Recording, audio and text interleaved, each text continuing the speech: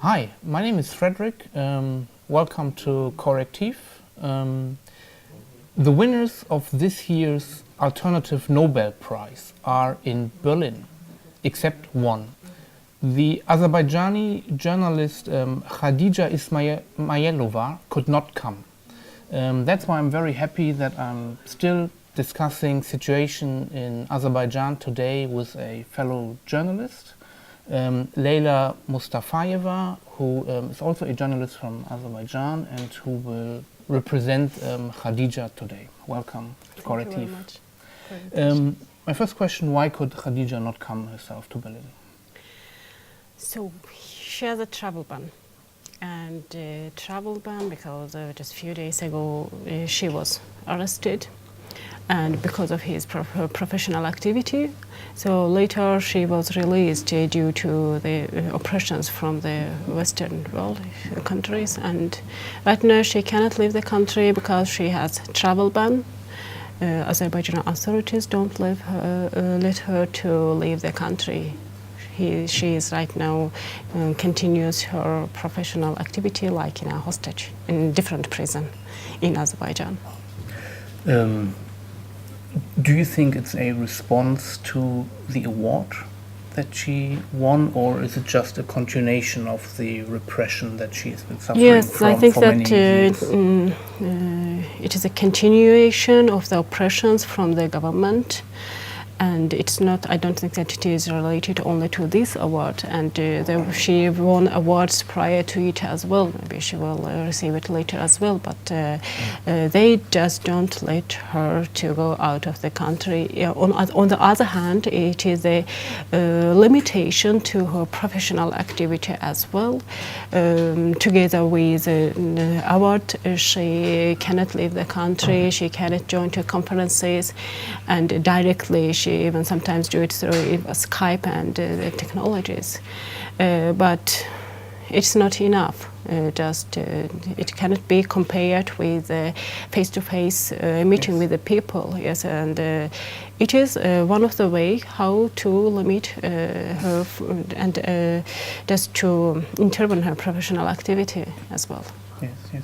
Why is she targeted in particular? We'll speak about your own case later on. I think many journalists are under threat, but why is she still so much in the focus of the regime?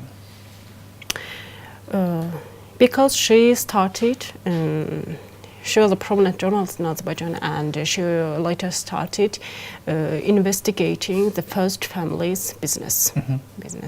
That's why, and Ilham Aliyev's family members' daughter's wife business. And the first family never forgive those journalists who touched their business interests. They investigate their business. That's why they jailed her. They just organized this blackmailing her and later jailed, and it still continues with the travel ban. And the reason was the investigation of the first family, that she revealed it that the family through the offshore companies just starting illegally getting the telecom companies in the country. And recently there was such kind of scandal with the Swedish telecom companies, that how they just took this part in these companies. And all of her investigations mainly were related to the first family's business. Daughters Leyla and Arzu Aliyeva, and President Ilham Aliyev's wife Mihriban Aliyeva. This is the reason. My impression is that today the situation is much worse compared to a few years ago, maybe 4 or 5 years ago. Do you think there's anything in particular that prompted this extreme worsening of the situation in Azerbaijan? Because I understand that a few years ago broadcasting stations like Radio Free Europe, for example, could still kind of operate, which today is not possible anymore. Is there any reason why the situation has deteriorated so much over the past few years?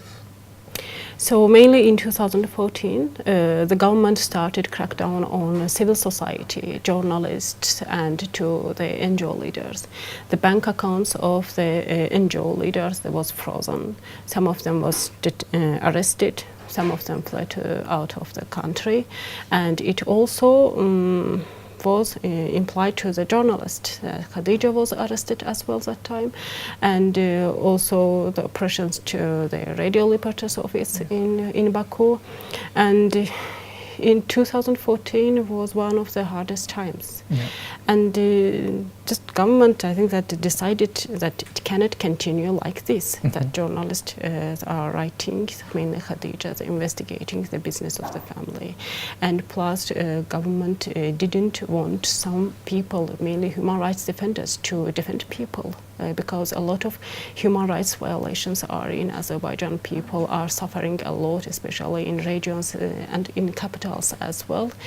And the government didn't want these human rights defenders to help the people, and also to journalists to provide the society with the information which the government and the first family hides. They didn't want it. That's why they decided that they have to stop it. And they started this crackdown to media and to civil society. This was the reason. Okay. Just like Khadija, you're a journalist yourself. Could you maybe share some of the suppression and repression that you and your family experienced yourself at the hand of the regime in Azerbaijan? Yes, our family also suffers from this oppression because 6 months ago my husband, also investigative journalist Afgan Mukhtarli, was detained in Georgia by the security agencies of Georgia, and was just tortured, beaten, and illegally delivered to Azerbaijan authorities. So why it happened? Because after Khadija's arrest, he fled to Georgia, since he received this unofficial information that he will be detained as well.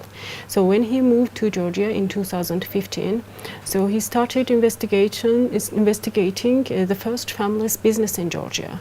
Ilham Aliyev's daughter's business and their family's share in Georgia's bank sector and their hotels. He wrote series of investigations regarding to cargo companies which had tied to the first family. And as I said earlier, that family never forgives those journalists who touted their business interests, and Afghan was one of them.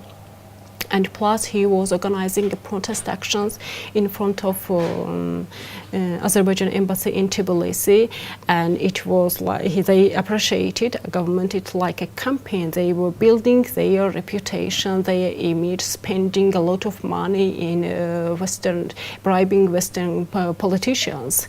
And just one journalist was organizing a protest action in South Caucasus in front of Azerbaijan embassy in Tbilisi, demanding the release of political prisoners and those journalists and bloggers in prison as well. And by the way, there is about at least 9 journalists and bloggers in Azerbaijan right now.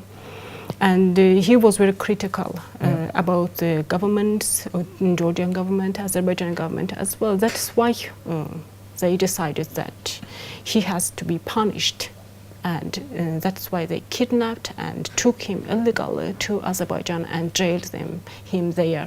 They were thinking that in this way, on one hand, they could shut down his voice, and on the other hand, to show others that they even can punish journalists who are not in Azerbaijan and who are operating from abroad.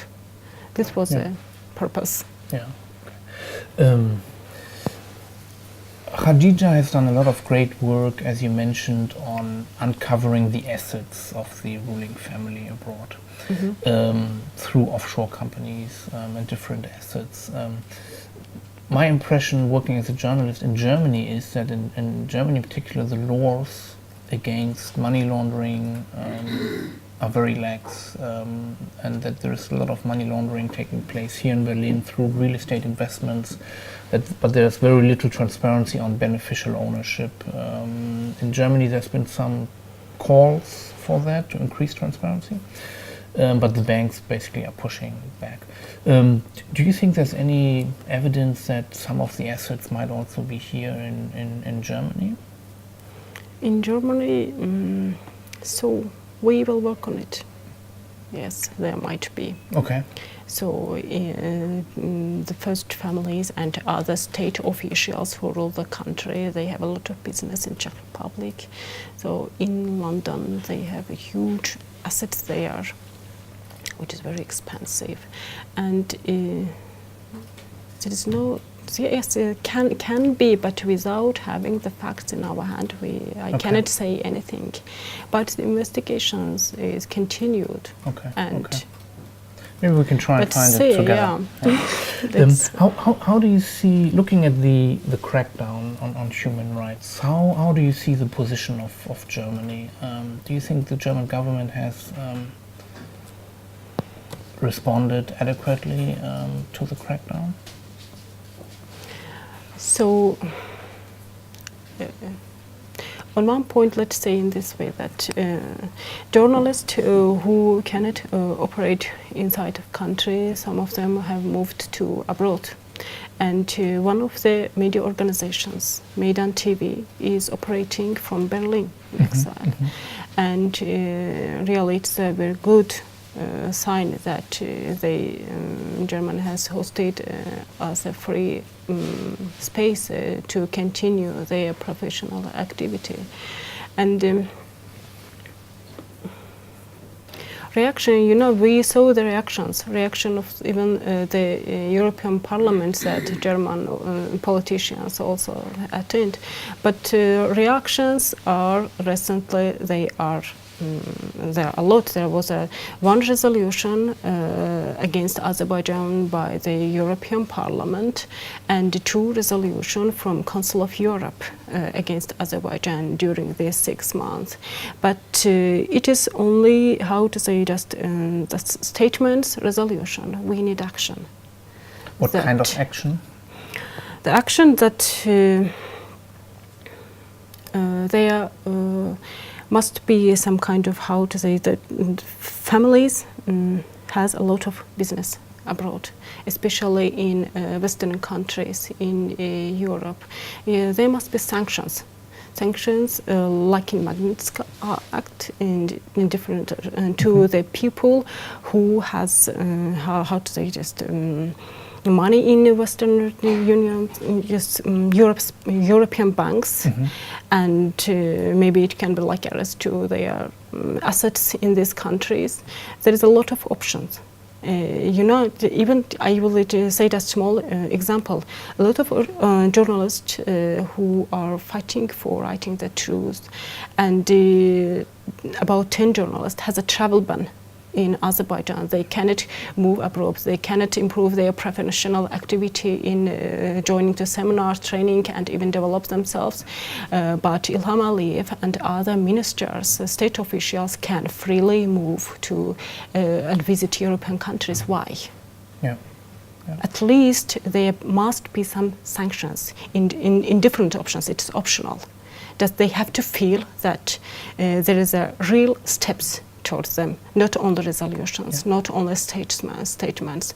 And I assure you that even small part of oppression is enough for Azerbaijan, because economic situation has become much more worse after the price of oil price dropped, and they right now depend from the financial institutions of Western countries. So if European countries, we understand the policy, everything, but what about the human rights? Yes. Only resolutions and statements are not enough. There has to be much more operations. There's been a lot of reports recently and analysis on how Russia is trying to influence politics in Europe by exploiting the fissures in our societies, such as Brexit, maybe funding right-wing parties, and it seems to be a very thought-out and sophisticated strategy. How about Azerbaijan? Is the regime there also trying to influence politics in Europe, and how are they trying to do it in your view? Ilham Aliyev tries to manipulate between Europe and Russia, and he does whatever he wants when it is in his favor. So, but his government of Azerbaijan mainly depends from Russia, because this party, New Azerbaijan Party, Ilham Aliyev, is on power thanks to Putin. And we can say the same regarding to Sarkisian, Armenian president. They are like, just in power because of Putin's influence. I don't think that the Azerbaijan government makes any steps without permission of Russia and Putin. And recently there is I can imply it even to the energy interest of the Western European countries. They don't want directly gas from Russia, but they try to get it from Azerbaijan through South Gas Corridor. But I ensure that Putin's hand is on Aliyev's shoulders. There are long-standing allegations that the regime has tried to gain influence at the Council of Europe through bribery. Yeah. And there's also a German member of parliament that has received payments by a company associated with the government from the German party CDU. Her name is Karin Strenz. So do you think these efforts trying to influence politics in Europe are also kind of not independent efforts, but are part of the Russian strategy influencing Europe then? That the regime plays a certain role that Russia doesn't want to play itself? All options are possible. And first of all, it is Azerbaijan government's reputation. They are trying to build their reputation through, bribing these Western politicians, and it was obvious with the Council of Europe as well. And it will continue. And it will continue. They will try to bribe. If they done it in the past times, they will continue it in future. And they continue this policy through state oil company of Azerbaijan as well. Yeah. And they are trying to do it. Doesn't matter. It is first of all they are trying to build their image. The countries, not countries, the government's image, let's say in this way. Yeah. Yeah. They have done and they will continue it. Okay. Maybe as my last question, we spoke about what governments in Europe should do.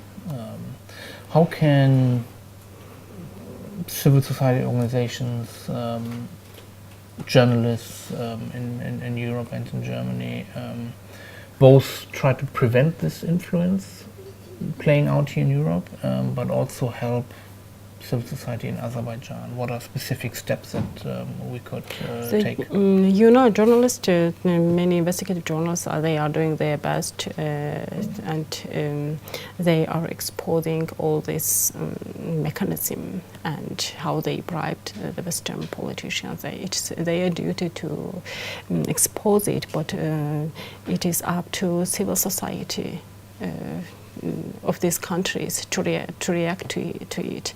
And these people these politicians who were bribed by the Azerbaijani government, they also have to receive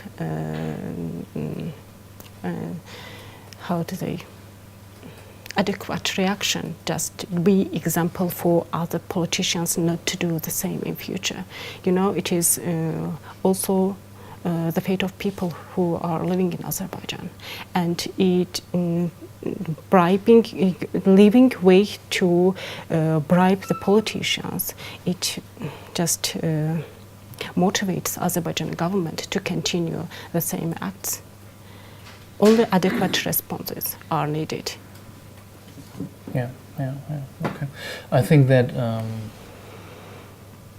it's an issue here in Germany that we discussed the case of Member of Parliament, that there's very little transparency into the finances of politicians here, which is unfortunate, and which we as journalists are also trying to change by doing stories and by lobbying for more transparencies. But here, as politician, you need to publish party finances only 2 or 3 years after you receive donations. So it's not easy here as well to find out these kind of things. But at least there's not the same level of course, it is not easy. Yes, of course, as in Azerbaijan. While bribing people, they don't give any receipt for it. Exactly.